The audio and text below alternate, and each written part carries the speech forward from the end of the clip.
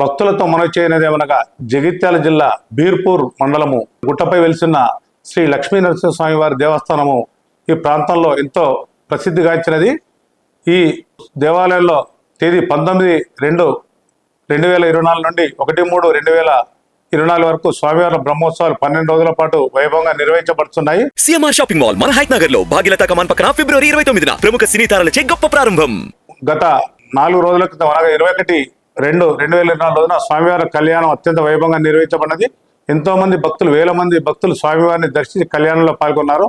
అదేవిధంగా మరొక ముఖ్య కార్యక్రమమైన రథోత్సవము తేదీ 29/2/2024 రోజున కన్నుల పండుగ నిర్వహించబడుతుంది. ఈ రథోత్సవానికి జిల్లా నలుమూల నుండి చుట్టుపక్కల గ్రామాల నుండి సుమారు 70,000 నుండి 1,00,000 మంది వరకు భక్తులు విచ్చేదురు. భక్తుల సౌకర్యార్థం ఎక్కడ ఎలాంటి ఇబ్బంది లేకుండా స్థానిక ప్రజాప్రతినిధులు, అధికారులు మరియు దేవస్థాన కమిటీ, దేవాదాయ శాఖ వారి ఆధ్వర్యంలో ఎలాంటి ఇబ్బందులు లేకుండా భక్తులకు అన్ని రకాల ఏర్పాట్లు నిర్వహించబడుతున్నాయి.